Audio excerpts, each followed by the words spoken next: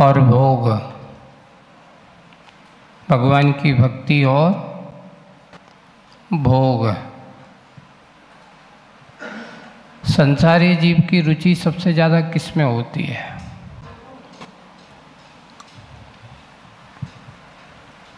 ऐसा कोई व्यक्ति नहीं है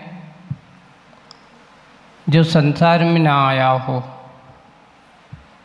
आपके तीर्थंकर भगवंतों को ले लो, वे भी कभी संसारी थे और आप अभी संसारी हो। वे संसारी थे और आप क्या हो? अभी संसारी हैं। वे संसारातीत को प्राप्त हो गए, क्यों? उन्हें किसका सहारा लिया? भोगों का कि भक्ति का?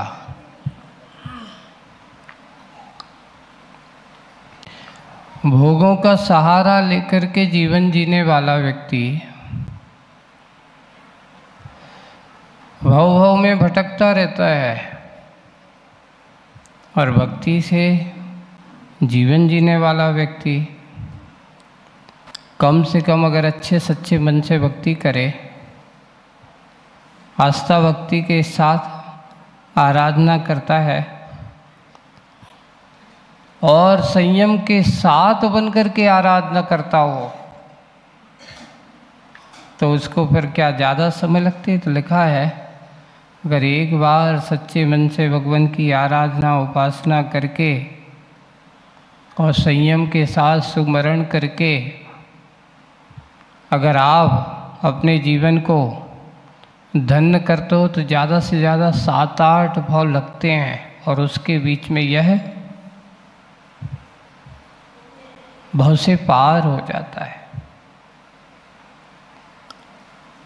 10 दिन बहुत भक्ति करी, तपस्या की।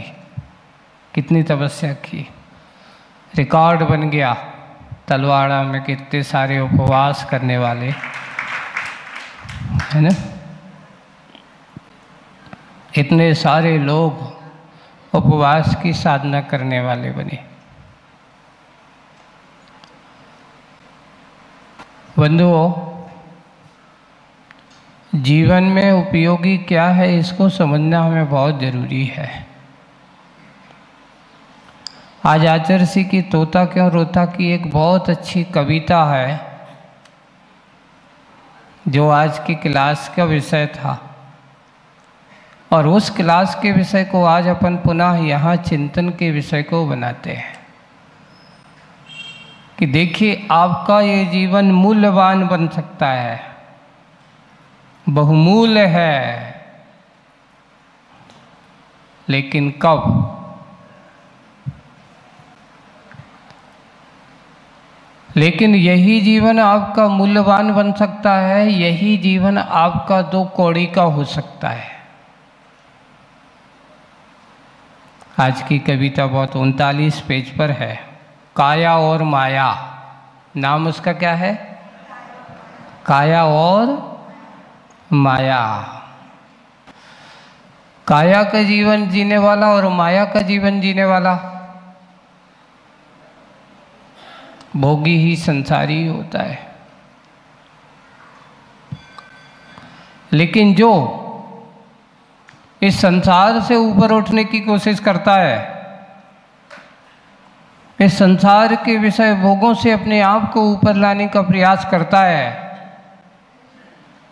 वो काया में रह कर के संसार की माया में नहीं फंसता।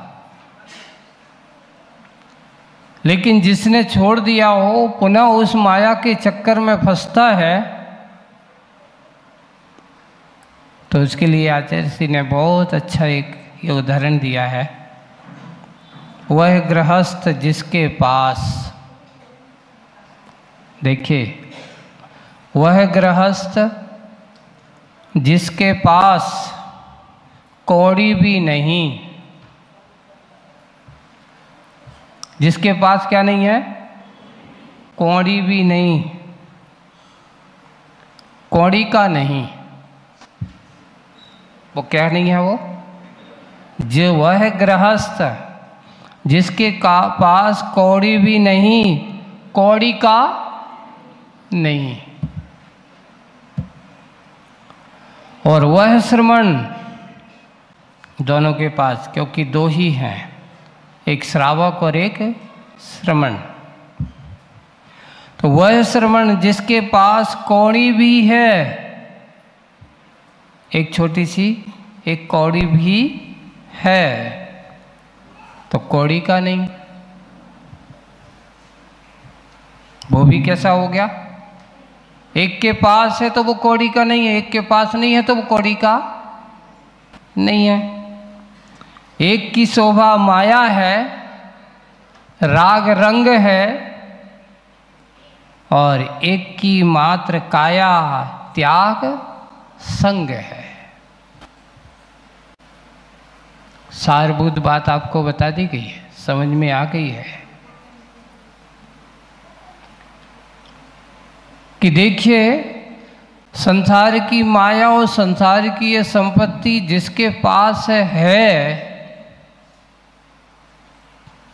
तो वह है आदमी क्या हो गया? दो कौड़ी का हो गया। क्यों हो गया? क्योंकि जिसने छोड़ दिया है पुनः उसके जोड़ने के चक्कर में लग गया।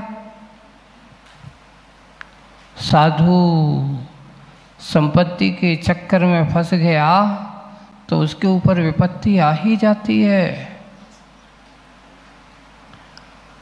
जिसने इस संसार की मोह माया जाल को छोड़ करके पुनः उस मोह माया के जाल के चक्कर में फंस गया, संपत्ति के चक्कर में फंस गया, संपत्ति के जोड़ने में लग गया, समझ लेना वो साधु के ऊपर विपत्तियां चारों तरफ से आ ही जाती हैं। उसकी साधना कभी भी शांति की दायक हो ही नहीं सकती है। और दूसरी तरफ कह रहे हैं, एक गृहस्थ है, गृहस्थ जीवन में जीवन जी रहा है, श्रावक धर्म का निर्वाह कर रहा है, और उसके पास संपत्ति नहीं है, धन पैसा नहीं है, तो उसके ऊपर विपत्ति है। धन एक है पर किसी के लिए विपत्ति का कारण है, किसी की विपत्ति को दूर करने का कारण है। एक पानी होता है, एक पानी से कीचड़ बनता भी है, तो पानी से कीचड़ धुलता भी है। आपका धन धर्म का कारण बनता है ना? आपका धन किसका कारण बनता है? धर्म का कारण बनता है। अगर आपका धर्म ध्यान चल रहा है, गृहस्थ का धर्म ध्यान हो रहा है, तो उसके पास धन भी जरूरी है, पर कितना जरूरी है, कितना आवश्यक है। आपको एक छोटा सा एक उदाहरण बताते हैं। एक बार एक राजा ने विचार किया कि चलो अपनी प्रजा के बारे में जानकारी लेते हैं, कि देखते हैं हमारे राज्य में कैसे कैसे लोग हैं, उनकी जानकारी लेना है। तो जानकारी लेने के लिए उन्होंने विचार किया और अपना भेष बदला, क्योंकि सीधे राजा के रूप में जाएंगे तो कोई सभी अंतरंग की गहराई में उतर नहीं पाएंगे, जा नहीं पाएंगे। बिल्कुल एकदम गरीब साधारण सा भेष बनाया और बहुत नगर के बाहर बिल्कुल जाकर के छोटे छोटे से किसान जो वहाँ रहते थे उस गांव में पहुंच गए। सदाचार से जीवन जीने वाले हैं, बड़े आनंद से सुख में शांति से सोने वाले हैं। राजा भी सोचता कि उनकी इस प्रकार के आनंद की देख कर के और उनकी खुशियों के चेहरे को देख कर के मन बड़ा अच्छा लग रहा है।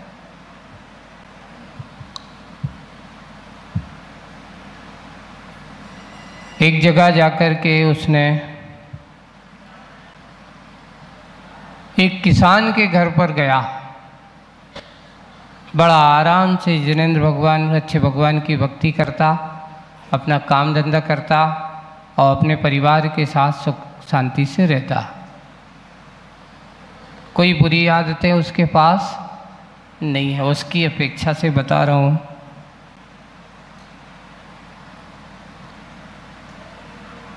अब हुआ ये कि राजा वो भेष बदल के उसके घर पर गया और उससे पूछता है कि भाई क्या करते हो? भैया किसानी करते हैं। कितना कमा लेते हो? कितना मिल जाता है? बोले कि इतना है कि हमारा अच्छा परिवार का और अच्छे सब कुछ चल रहा है, बस इतना ही मिल जाता है मुझे। फिर भी कितना कमा लेते हो? तो उसने कहा कि अपना जितना है, आवश्यकता जितनी पड़ती है हम उतना कमा लेते हैं। फिर भी कुछ तो बताओ। तो उसने अपना आय का साधन बता दिया। अब ये बताओ कि जितना तुम कमाते हो उसको खर्च कैसे करते हो? किस रूप में खर्च करते हो? बोले कि देखिए, मैं अपना जो कमाता हूँ, जितना कमाते हैं उसका एक नहीं, कितने भाग करते हैं? 4 भाग करते हैं। संपत्ति के कितने भाग करना चाहिए? आप लोगों की कहानी एक शिक्षा के रूप में है कि हम अपनी संपत्ति का किस प्रकार से विभाजित करें, किस प्रकार से हमारे उस संपत्ति का विभाग होना चाहिए। पूछा किस रूप में करते हो, कैसा करते हो? तो उन्होंने कहा देखिए, 1 रुपये के 4 आने, 4 चवन्नी होती है या 25, 4 भाग होते हैं। 25% का ऐसा जैसे विभाग बना दिया। वैसे ही मैं अपनी मेहनत का अर्जन करके जो कमाता हूँ, सबसे पहला भाग रखता हूँ अपने माता पिता के भरण पोषण के लिए। 1 भाग किसके लिए? अपने किनके? अपने माता पिता के भरण पोषण करने के लिए।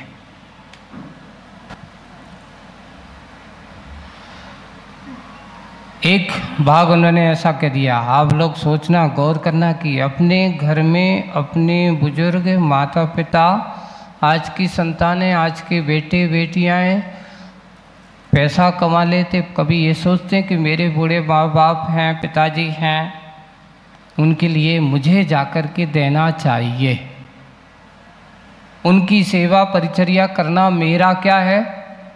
कर्तव्य है। पर होता क्या है, एक बार एक लड़के से पूछा कि क्यों भाई तुम यहाँ सर्विस करते हो, तुम्हारे माता पिता वहाँ रहते हो, घर पे रहते हैं, तो उनके लिए कुछ करते हो? बोले कि महाराज हम अकेले थोड़ी, हमारे 2-3 भाई हैं, तो माता पिता को किन के भरोसे छोड़े आए? छोटे भाई दूसरे भाई भरोसे, तो वो करता है, सेवा करता है। तो मैंने कहा ये बताओ, क्या छोटे भाई के ही माता पिता हैं, तुम्हारे माता पिता नहीं हैं? नहीं नहीं महाराज, हमारे भी माता पिता हैं। आपको भी उनका करना चाहिए कि नहीं? कि तुम्हारे नहीं, छोटा भाई इतना संपन्न है वो सब कुछ कर, नहीं, वो संपन्नता की बात नहीं है, बात तुम्हारे दायित्व की है, जिम्मेदारी की है कि हमारी भी माता पिता के प्रति जिम्मेदारी है कि हमें भी उनके कर्तव्य का, उनके संरक्षण का, उनकी देखरेख का, भले ही वो आपसे कुछ ना मांगे, पहली बात तो मांगने की ज़रूरत नहीं, लेकिन संतान की, बेटे का दायित्व तो होता है कि वो ना भी मांगे फिर भी उनके लिए करना ही चाहिए। और उससे कहा कि तुम कुछ करते हो? बोले कि नहीं करता हूँ। देखिए आपकी ये सबसे बड़ी भूल है। अब आगे और उसके साथ बढ़ते हैं तो उनका सबसे पहला एक भाग किसकी, माता पिता की सेवा के लिए। दूसरा भाग मैं और मेरी पत्नी, अपने इन दोनों के जीवन निर्वाह के लिए है, देख रेख है, सब कुछ लगता है, कपड़े वस्त्र आदि है, जीवन है, जीते हैं, तो अपने लिए हम दोनों का। फिर तीसरा भाग बोला, तीसरा भाग किसके लिए कहता, मेरी 2 संतानें हैं, 4 संतान हैं, उस तीसरे भाग में से अपना भाग तीसरी संतान के शिक्षण पालन पोषण के लिए खर्च करता हूं। तीसरा भाग किसके लिए, संतान के शिक्षण संस्कार आदि के लिए रखता हूं। अब पूछा गया एक भाग बाकी है, तो बोले कि हाँ, उसका क्या करते हो, बोले कि जिस धर्म में हमारा जन्म हुआ है, जिस धर्म का, और हम जहाँ जिस राज्य में रहते हैं, है ना, उस राज्य के राज धर्म का भी निर्वाह करना पड़ता है। राजा के लिए भी कुछ जमीन आदि है तो उसके लिए भी थोड़ा बहुत देना पड़ता है, और हमारे दान पुण्य का कार्य है, कोई धर्मात्मा साधु संत आते हैं, उनकी सेवा परिचर्या के लिए भी। तो उन्होंने कहा एक भाग राष्ट्र धर्म, अपने अधर्म, अपने साधु सेवा, उसमें सारा का सारा उसने संभाल लिया। 3 भाग किसके लिए, एक भाग माता पिता, एक भाग अपने लिए, एक भाग अपने बच्चों के लिए, एक भाग धर्म सेवा के लिए। राजा ने जब उस व्यक्ति, उस किसान से ये बात सुनी कि बताओ, खून पसीने से कमाता है, पर इतनी कम संपत्ति होने के बाद भी इसके खर्च करने का, जीवन जीने का तरीका कितना अच्छा है, और एक हम हैं जो आज तक मैं सोच नहीं पाया हूँ कि मुझे किस प्रकार अपनी संपत्ति का और अपने आप को कैसे जीना है। उस राजा को उस प्रजाजन के साथ वहाँ बैठ कर के उसने सीखा कि सही जीवन यह है